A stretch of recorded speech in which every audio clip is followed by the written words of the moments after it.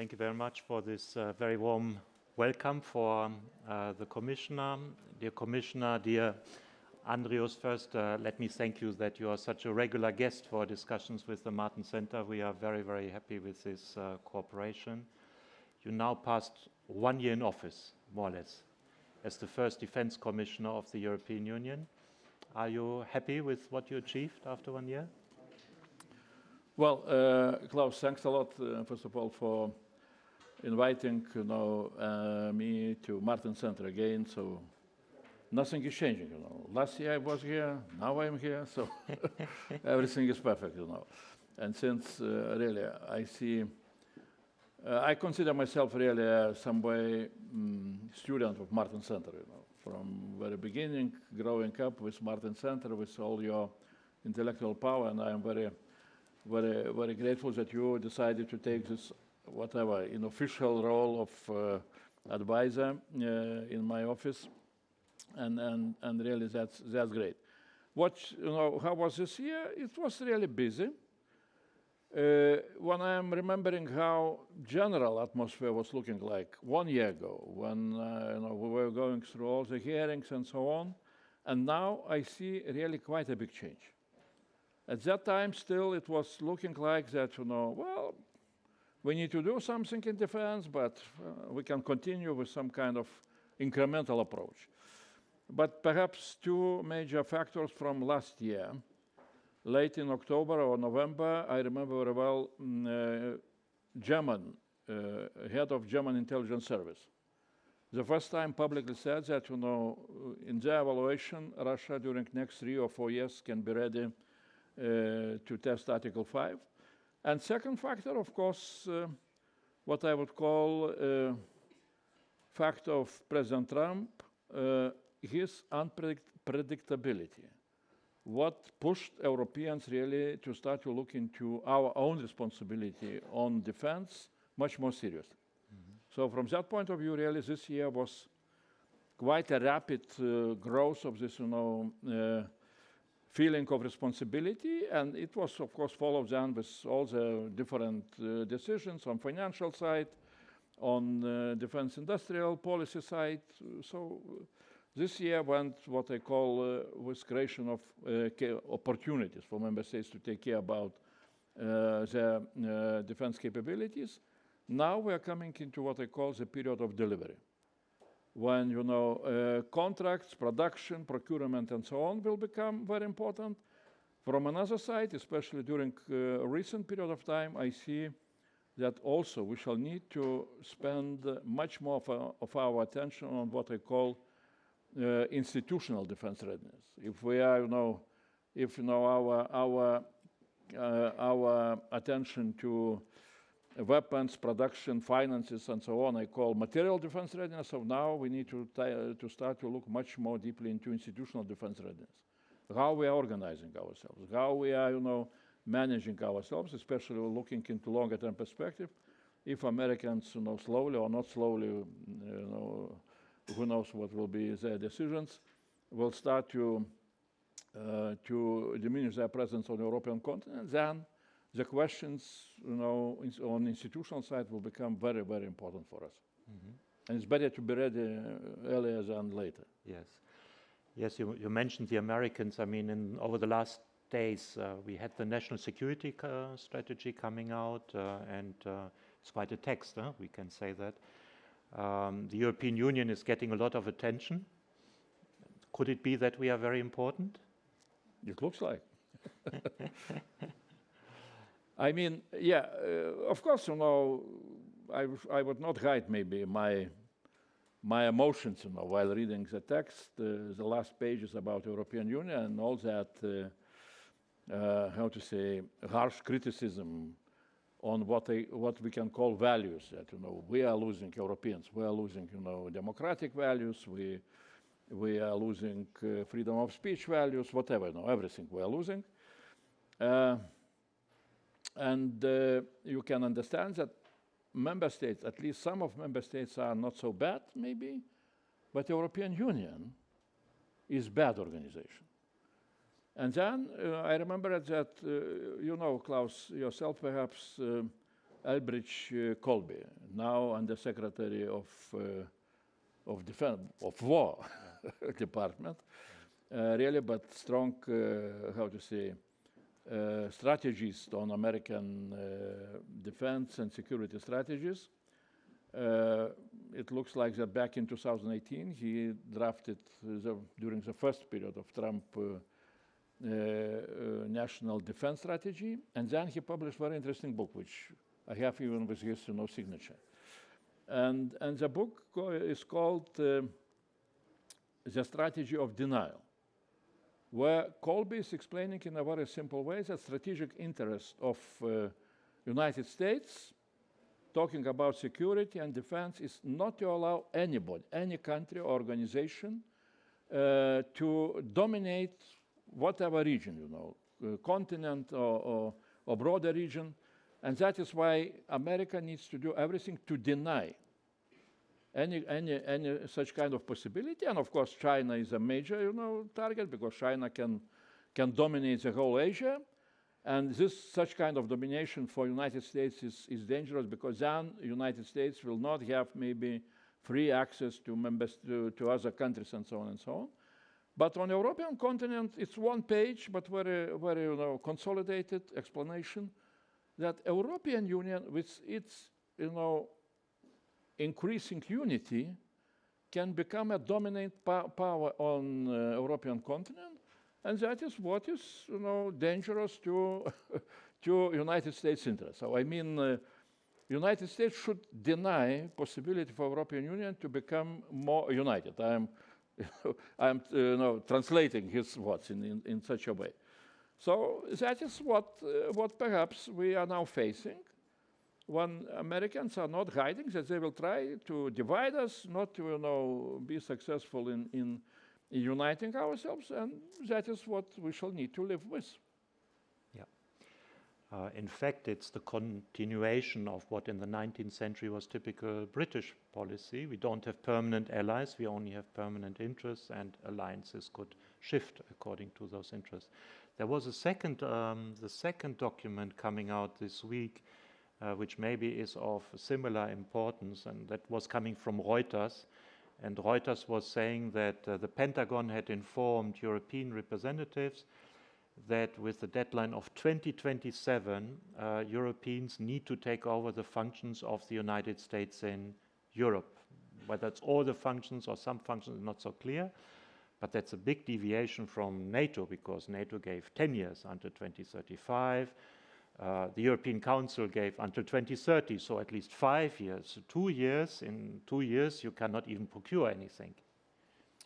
Well, definitely, again, it's, it looks like that this is, some kind of attempts really to create this atmosphere of unpredictability. That you cannot predict anything what can come out from Washington, D.C. In some ways, that helps us, to move ahead. What Commission President always is repeating, our strategy for independence. That we need to build our capabilities. That we cannot, how to say, to put everything in our security on American presence on the European continent. We need to start to build. You can say that Americans always were repeating that they will, they were asking, they were shifting. Now, in addition to all their language, sometimes they are also, presenting us with some kind of shocking news, that, oh, we shall be gone, in 2027. Now, will they be gone or not? It's not very clear. Of course, that is, quite news which makes us not so calm. The question is what really is the goal? Because you can guess that Americans who are very practical, they can have very simple understanding that if they will press us to raise our capabilities very quickly and to replace American capabilities which are still on the European continent, then what will happen? We shall go to procure wherever we can find those capabilities, and since we're now procuring around of 40% from Americans, so we shall run and buy, and all our financial resources we shall spend in America. No, because if we shall have more, time for our preparation. So we shall build also our industry, we shall strengthen industry, and our industry will provide what is needed for our capabilities. I am not saying that this is, exactly what, Americans are thinking. I'm just guessing, loudly what can be. Also, it can be, if you will, if you will look into Colby analysis in his book, there really, it looks like that they are very much concerned about Chinese rising military power. And being in Washington, I hear something about, that 27, 28 can be some kind of, critical moment. Yeah, something can come. Yes. Again, it's very difficult now to guess, but definitely what should we make a conclusion that we need to build our capabilities fast, we need to invest. We're investing quite a lot. The question is how we can find what I call financial engineering solution. Because if you will calculate how much member states will spend for defense during next 10 years, if they will fulfill their pledges for what they gave to NATO, to raise their spending up to 3.5%, they will spend 6.8 trillion euros for defense during next 10 years. So the problem is that, that expenditure will increase in some way, evolutionary, and we need some kind of bigger packages of money now. Yeah. So how to do that? How to push, those money now? It's a question, but we need to understand that really financing of defense in Europe is based on national defense spending. As I said, during next 10 years, it will be 6.8 trillion from member states. In the next budget, in next MFF, we're putting 131 billion for defense and space. More or less, I can imagine that defense will have around of 60 or 70 billion from those. So it means that 6.8 trillion and 60 billion. The difference is 100 times. So we need to understand how it looks like. What is Europe in defense? Europe in defense means national member states. Yeah. When we look at this American idea of 2027, even if it's not 2027 but a little bit later, it seems that the Americans would like to redefine their role in Europe as a more kind of supporting role, and the key responsibility for conventional defense would be for the Europeans. And this, of course, has serious consequences, not just only on the material side, but we know that the key role of the Americans for the moment is to have rapidly deployable troops, which is very important, especially for the Baltics. And whereas our troops need more time to be ready. So I just read a more recent study from the Center, CSIS, Center for Strategic and International Studies in Washington. And they are saying in this scenario, Europe needs 100,000 rapidly deployable troops, which in other words could be called a European army. Well, exactly. This is the issue. I will start maybe in a more broader approach. I said that besides material defense readiness, we need to have in mind institutional defense readiness. Yes. In addition to that, I'm always adding, political defense readiness. How, not to lose political will to fight if you have guns, but you are losing political will, but that's another topic. But on institutional defense readiness, really, if we are seriously taking into account that Americans can start to leave, then really there will be several questions. And some of them are raised very, very clearly, for example, in Niinistö report. Significance of Article 42.7 of Treaty of European Union can become much more, than we are now. We are almost not using that article. Yeah. We don't know, and that article, I would remind, it's an article about obligation for member states to give mutual assistance to another member state if it faces military aggression. And it's, in procedural point of view, it's even more effective than Article 5, because there is no council which needs to decide anything. If member states is attacked by military aggression, all others need to come with their assistance. Niinistö is saying it should be operationalized. I mean, you need to create, some kind of legal operational system, how it will work. So this is one thing which we do not have. Second, if Americans are really leaving, then the question is what we call, European pillar of NATO. How it works. Americans even offered German, to take that position immediately. Germans were quite shocked, as I understood, from Berlin conference. So we need to start to discuss that. Yes. How NATO will work. And here I'm coming to know it's not only the question that instead of American secure, we shall have German or whatever, This is easy part. Mm-hmm. But when we are looking really into military side of NATO, we have Americans like a backbone, which always is ready, to come. Then we have our forces, our militaries, which some experts are calling banzai armies, Mm-hmm. So, but we are ready to come, In that case, what will be backbone if Americans are leaving? German army? Maybe.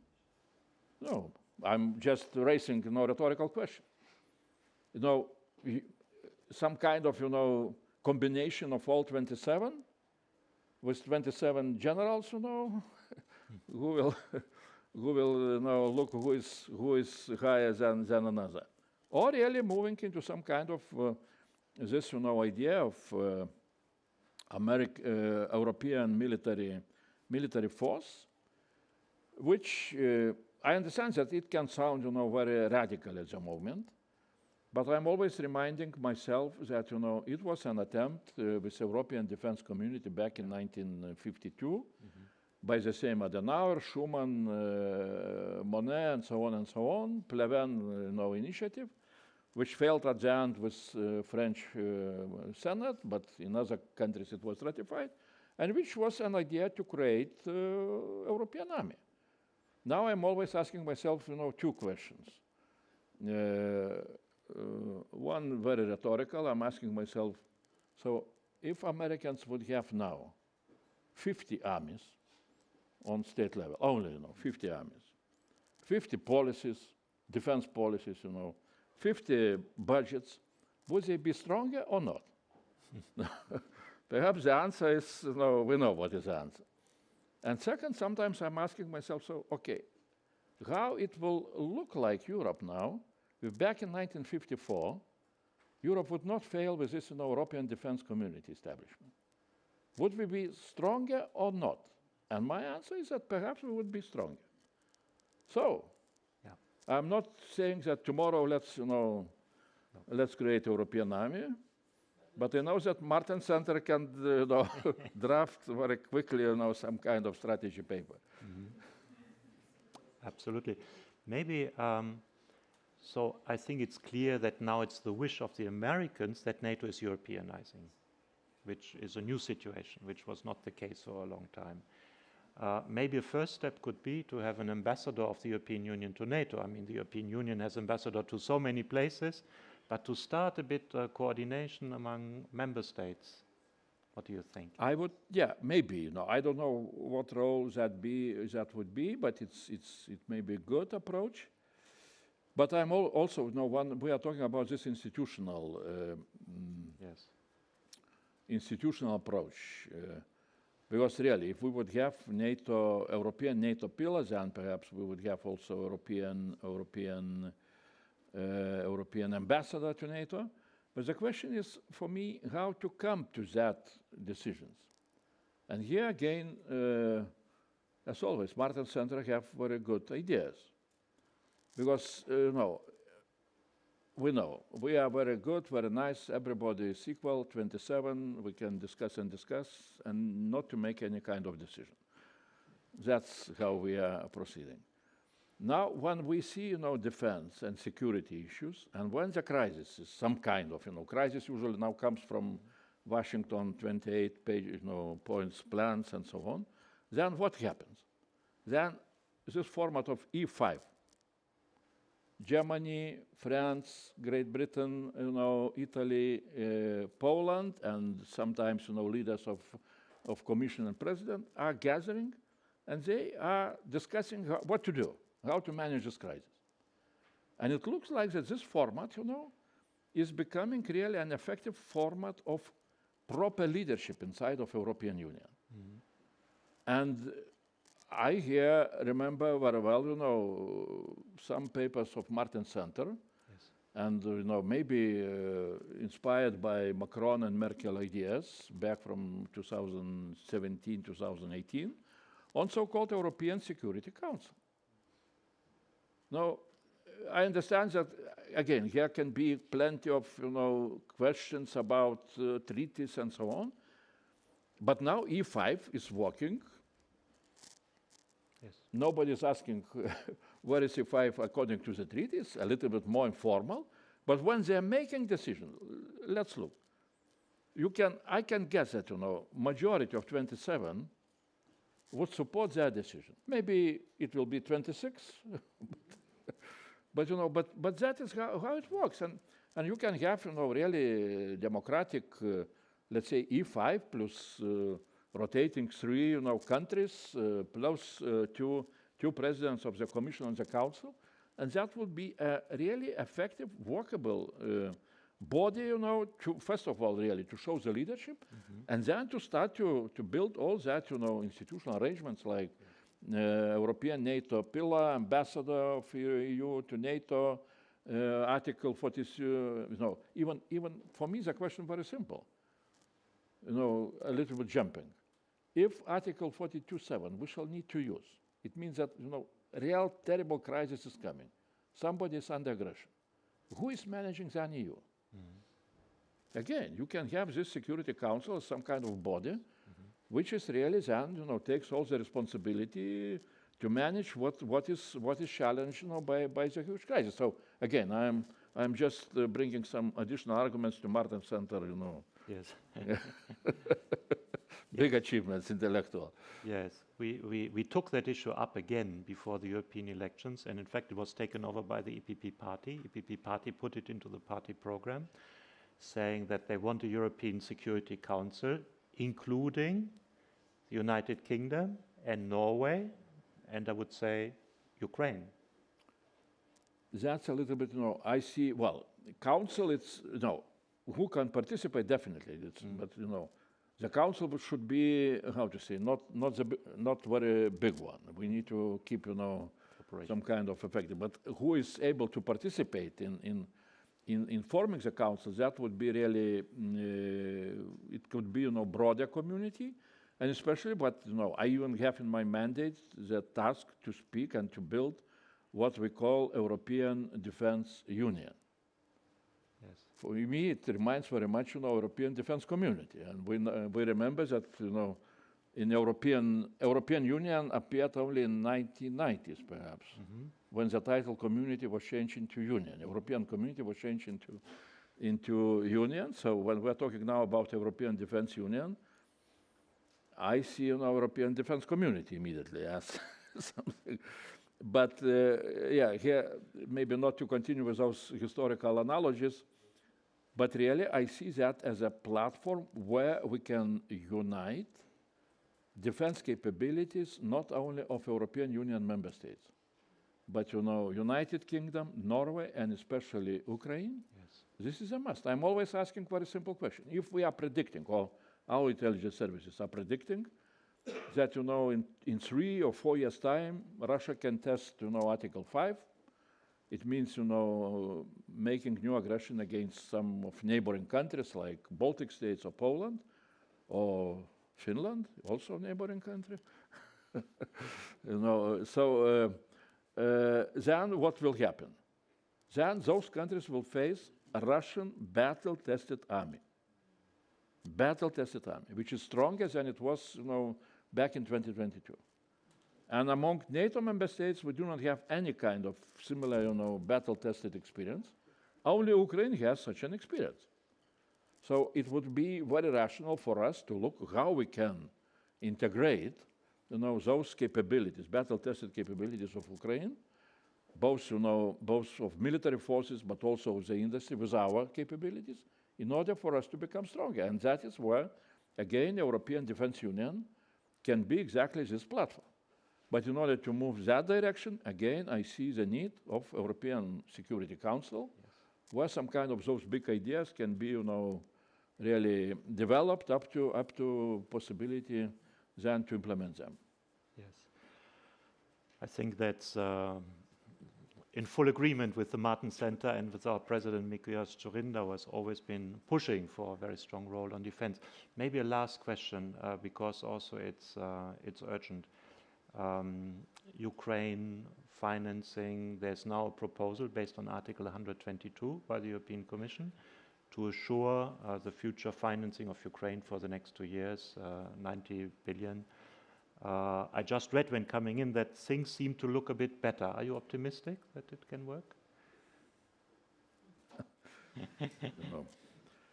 In Brussels, two things which you cannot predict. One is weather. Another one is what will happen, on political scene. I'm trying to be optimistic, and really, because I do not see very simply, I do not see what will happen if the decision will be no. I mean, and here was now recently I saw.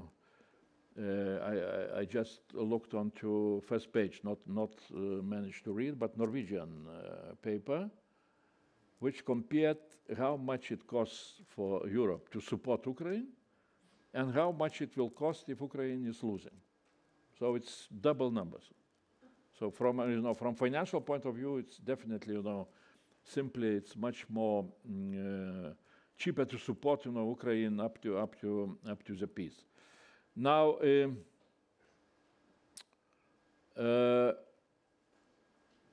definitely, this is very important to do some kind of such a decision to show that we are able financially to support Ukraine on a much larger scale, because in my view that can be a breakthrough in convincing Putin that he will not achieve anything, and to bring him to the negotiation table. Sometimes I'm asking myself the question why we are not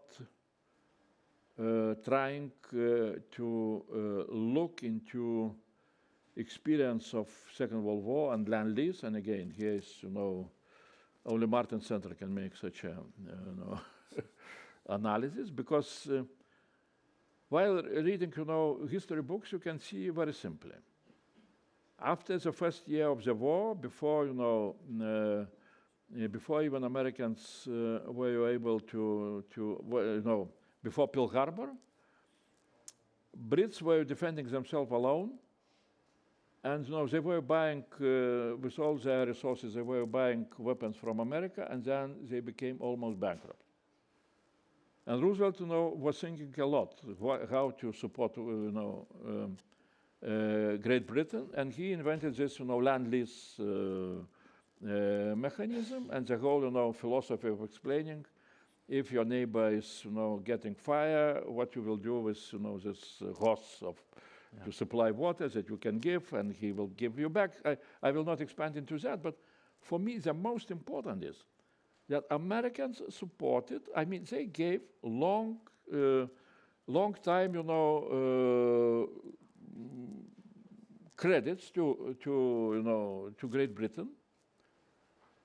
Britain was able to borrow those money, not being, fiscally solvent or whatever.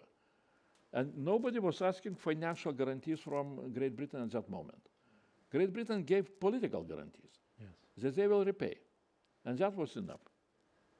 Now it's, still we are not overcoming some kind of all those problems that you cannot, give the loan and so on, because Ukraine is too heavily indebted and things like that. So I will stop here, but I'm saying that, let's be ready also to look into some kind of new big ideas which would be very much needed, first of all, not only to support Ukraine, but to show to Putin that he will not achieve anything. Commissioner, thank you very much. I think we can thank you for your intervention, and we know the first year was busy. The next years are going to be more busy. Okay, good. Thanks a lot.